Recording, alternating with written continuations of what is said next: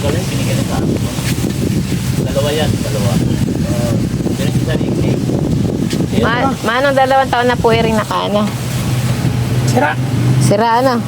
2 taon nang nakatenga. Ano ang problema natin, boss? Yung ano po, yung lagayan ng kwan, yung hangin yan, yan ang umpisa noon, singaw. Kung nilalagyan ko ng oxygen, may, ano naman siya, kailang unti-unti nagsisingaw. Saan dito sa butas? Oo. Yan. Yung overall na natin to. Oo nga yun, sabi nga ni Mrs. Yan o, overhaul na ito. Kasi na-stock na yan eh. Hindi siya fire pin nga. Ako, inalis ko. Tira mo, kung tubig.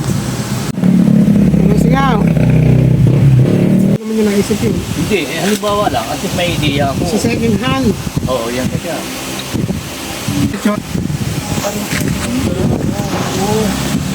Pares yan silang, parang pares yan silang mahogil, ganda. Iya, pang ibon, marami yan. Papakita. Ganda. Testing. Ay, hindi ko na ibibigay yun sa akin. Hindi ko na ibibigay yan. Oh, yung lakas! As boss. Lakas ah. Lakas ba? Maganda. Makakita ko sa cabinet. Makikita taga dito lang siya eh. Yan ang 2 putok. Oh, kita mo, Lakas, dapat ganda ngayon, yan. oh. Lakas ng ano niya, oh. Testing na eh. Kita mo muna. Ganda, no? So, matagal na mo dito to. Matagal na yan, mahigit 10 taon na yan eh. Pagka nagkarga ka nga naman ng oxygen. Punta ngayon. Matagal nyo nang alam dito? Ba? Matagal nyo nang alam gumagawa? Matagal ko na nag-message ako sa iyo eh. Tapos sinagot mo ako, sabi mo, nandito lang kami sa likod ng... Save more, oh. Punta ka na lang. Kasi sabi ko sa iyo, pumunta po kami ng San Ildefonso.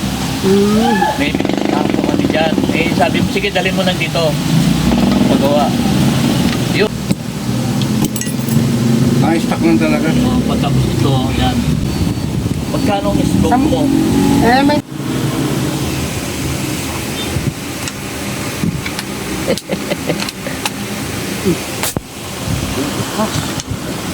Pag nasa-target ka ng...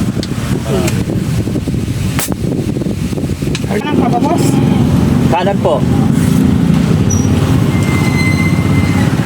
Oo, nakikita ko yun sa ano eh. Sa mga customer niya. Ganyan. Talagang galing sa kanya yan. Hindi mo pwedeng anuhin. Siya pa rin nagkakapit niya.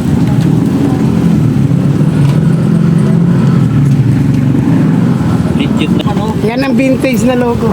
Maganda yung Ayun, ikaw naman.